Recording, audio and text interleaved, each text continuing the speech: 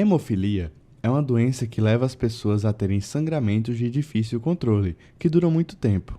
Quando ela é grave, as crianças com essa doença acabam tendo sangramentos muito prejudiciais, que levam a problemas nas articulações, sangramentos de pele e até no cérebro.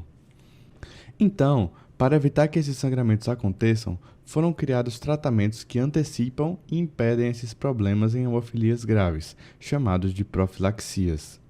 Em outras palavras, profilaxia é a prevenção, ações que podem ser feitas antes que a doença se manifeste de forma primária ou de forma secundária, depois que a doença já se manifestou, mas visando a redução de danos. Neste vídeo, vamos focar em falar sobre como é feita a profilaxia primária na hemofilia. As hemofilias são doenças hereditárias devido à ineficiência dos fatores de coagulação, ou seja, o portador de hemofilia tem pouco fator de coagulação funcional no corpo. Como esses fatores de coagulação são essenciais para que sangramentos sejam parados, os portadores da hemofilia, que têm pouco fator de coagulação, têm dificuldade de estancar os sangramentos, que podem perpetuar por muito tempo. E é aí que entra a profilaxia primária, quando sabemos que uma pessoa tem hemofilia, antes mesmo que ela tenha problemas articulares por sangramentos, já recomendamos uma reposição dos fatores de coagulação que estão faltando para ela. Assim, conseguimos evitar sangramentos graves.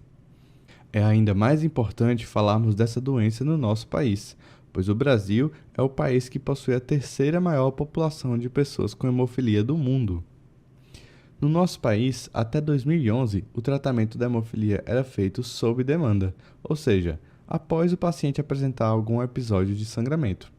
A partir de 2011, também foi iniciada a recomendação da profilaxia primária nos pacientes que apresentam alto risco para sangramentos espontâneos, os hemofílicos graves. A hemofilia pode ser classificada em leve, moderada e grave. Para ser considerada grave, o seu portador apresenta uma atividade inferior a 2% do fator de coagulação, e é nestes pacientes que recomendamos a profilaxia primária, pois eles são muito propensos a sangramentos graves. Esse tratamento preventivo é muito bom para reduzir os sangramentos e para evitar complicações a longo prazo da hemofilia, como as doenças articulares crônicas e os sangramentos no sistema nervoso central. Tá, e para quem a gente recomenda a prevenção primária? Precisamos definir se o paciente entra nas regras do Ministério da Saúde para receber o tratamento preventivo. Para isso, ele precisa ter todas as características a seguir: ser uma criança de até 3 anos de vida, possuir o diagnóstico confirmado de hemofilia grave, ou seja, ter menos de 2% do fator de coagulação, apresentar algum sangramento grave ou na articulação, eles têm que possuir o inibidor negativo ou menor do que 0,6 unidades Bethesda por ml imediatamente antes da infusão.